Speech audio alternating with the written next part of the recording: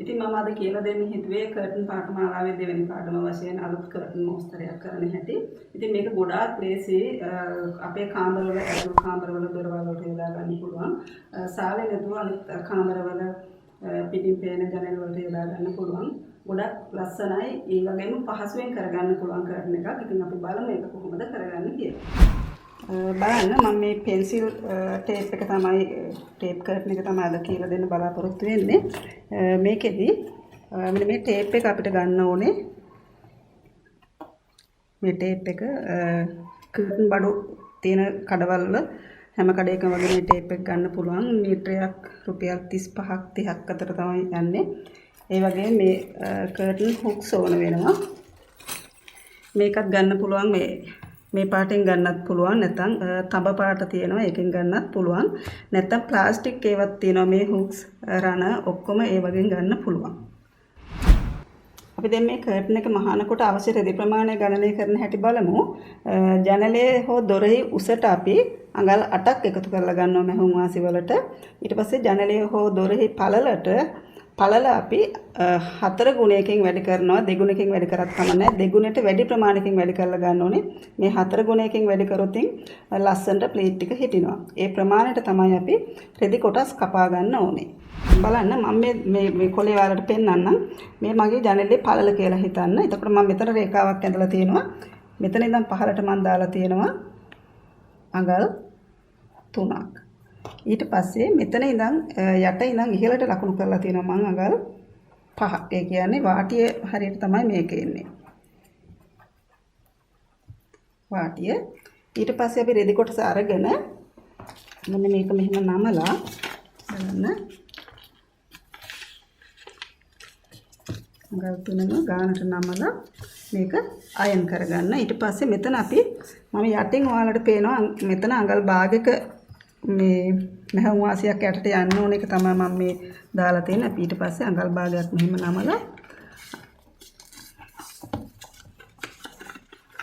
මේ විදිහට වාටියක් මහ ගන්න තියෙනවා. ඔයාලට පැහැදිලි ඇති මම මේ කියන එක. මේ විදිහට තමයි රෙදි කොටස තියෙන්නේ. ඊට පස්සේ මේ දෙපැත්තෙන් අඟලක් ඇතුළට නමලා අඟල් 3 කාලක් හිටින්න මේ විදිහට වාටි දෙක මහ ගන්න දෙපැත්තේ. එතකොට මේක රෙදි කොටස මේ විදිහට මහගෙන අයන් කරලා ගත්තාම අපිට ලේසි මේක ටේප් එක තියලා ගානට මහ ගන්න. බලමු මම මේ පොඩි රෙදි කෙල්ලක් ගත්තා ඔයගලන්ට මහන විදිහ පෙන්වන්න. ඒක සාම්පල් එකක් විදිහට හිතන්න. මේ විදිහට තමයි තියෙන්නේ මේ වාටිය මේ උඩ කොටස දෙපැත්තෙන් මම වාටි දෙකක් මහගෙන තියෙනවා පළල පැත්තට. ඊට පස්සේ බලමු අපි මේ ටේප් එක සම්බන්ධ කරලා මහ ගන්න කොහොමද කියලා. මුලින්ම මේ ටේප් එකේ ඔයාලට පේනවා මේක තන නූල් 3ක් තියෙනවා. මේ ටේප් එක යොදලා මෝස්තර කීපයක් කරන්න පුළුවන්. මේ සාමාන්‍ය ගොඩක්ම ලේසි එක තමයි මම මේ අද කියලා දෙන්නේ. එතන දැන් නූල් 3ක් තියෙනවා. ඊට පස්සේ අපි මෙතනින් මේ නූල මෙහාට කරලා මෙහෙම නමා ගන්න. නමාගෙන අල්පෙත්තක් ගහලා අපි මෙන්න මේ උඩ කොටසට මෙහෙම තියලා මම ටිකක් පල්ලෙහාට කරලා මේ ටේප් එක අල්ලන්නේ අඟලක් විතර පහළට කරලා බලන්න මේ මෙතන ඉඳන් අඟලක විතර පරතරයක් තියෙනවා. එතකොට අපි මහද්දී මේ නූල මෙහෙන් නැති වෙන්න තමයි මහගෙන යන්න ඕනේ. දැන් මම මෙතන ඉඳන් අඟලක් පල්ලෙහාට කරලා තමයි මේ ටේප් එක තියලා තියෙන්නේ.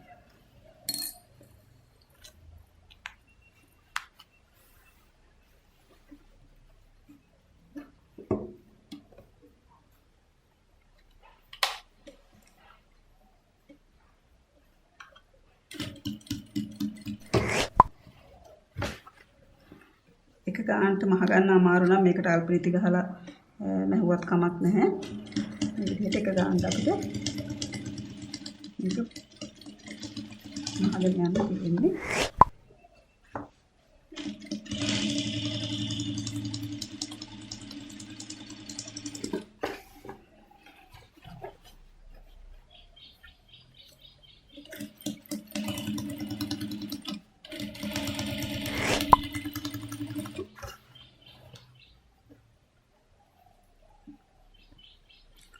ඔයාලට මේ බුදුරටම කරලා මැහුවත් කමක් නැහැ. මම මෙතන මේ විදිහට මැහුවම වැඩිපුර ලස්සනක් තියෙනවා. ඒක නිසා තමයි මම මේ විදිහට මහගන්නේ.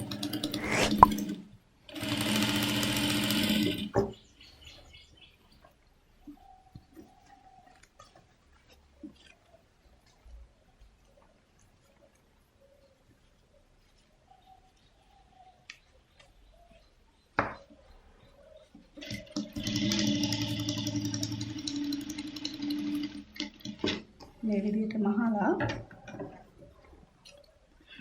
මෙන්න මෙතන ඉඳන් දැන් අපි මේක මේ පැත්තට යටට නමා ගන්නයි ඕනේ.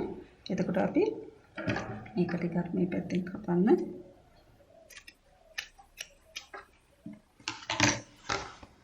ටේප් එක කපලා මේ නූල් ටික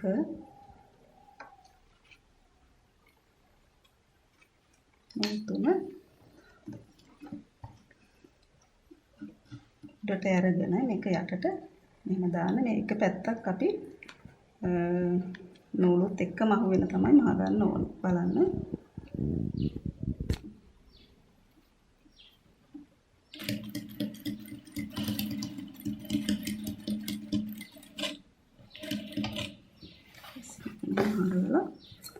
නූල් ටික ඇතුළට දාලා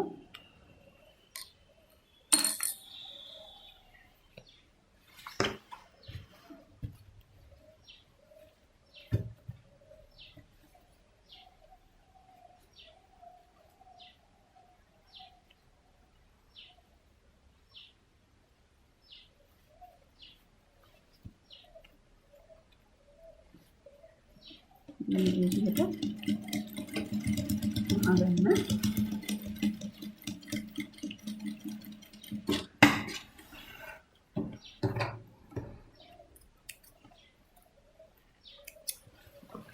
එසේනට අපි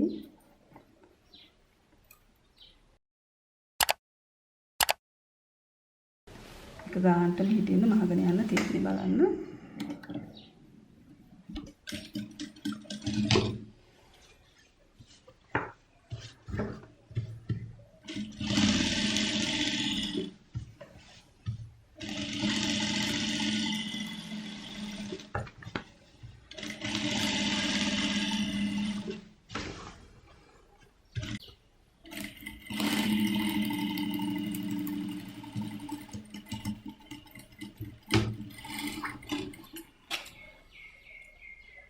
අපි මේක මහලා ඉවරයි. බලමු ඊට පස්සේ මේකට හුක් සම්බන්ධ කරන්නේ කොහොමද කියලා.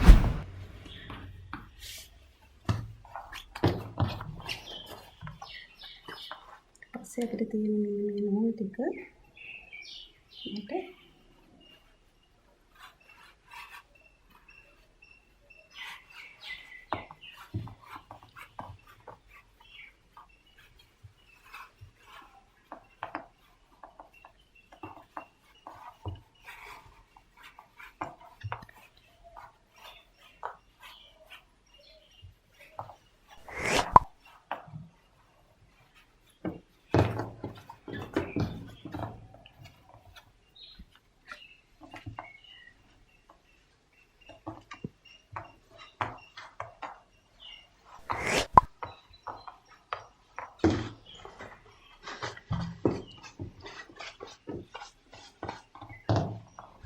මේ තමයි තියෙන්නේ. එසේනම් අපිට තියෙනවා මෙතන මේ නූල් ටික. මේ ටික ඔයාලට පුළුවන් මේක නමක්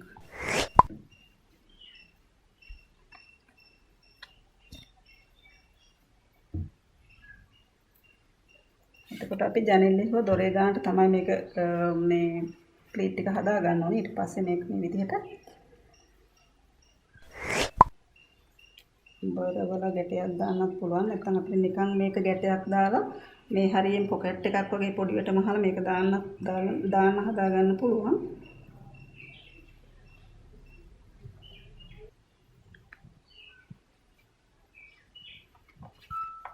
මම දෙන්නත් මේක ලියන්නේ. ඊට පස්සේ ඕනනම් මෙතනට තව පොඩියට ගැටයක් දාලා තියන්න පුළුවන්. මේ විදිහට ඊට පස්සේ මේකේ හොක්ස් ටික සම්බන්ධ කරන හැටි බලමු. දැන් මේ ප්ලේට් සාමාන්‍යයෙන් 5ක් 6ක් අතරට මේ වලට පේනවා මෙතන ටීප් 5ක් 6ක් අතරට මේ හුක් එකක් යවන්න ඕනේ.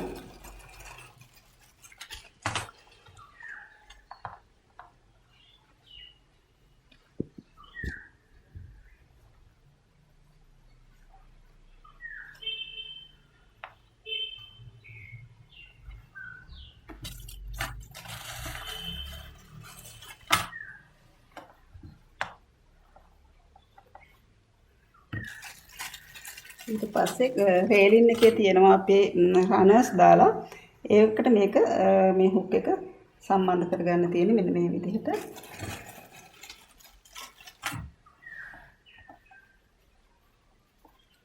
මේ වලට පේනවා මේ නූල් දෙකක් ඇතුළට තමයි මම මේක දාන්නේ.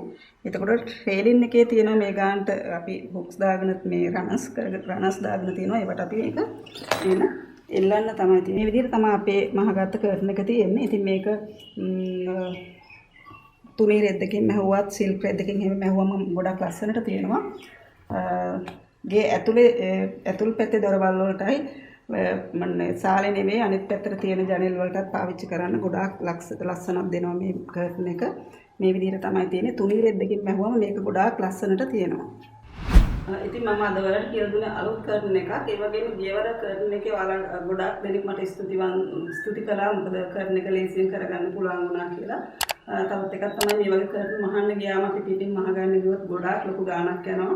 ඒක නිසා පහසුවෙන් කරගන්න පුළුවන් විදිහට තමයි මම ඔයගලට හැම දෙයක්ම කියලා දෙන්නේ.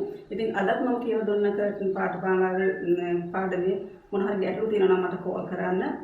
ඒත් එක්ක මගේ පාඩම යාළුවන්ට බලන්න ෂෙයා කරන්න.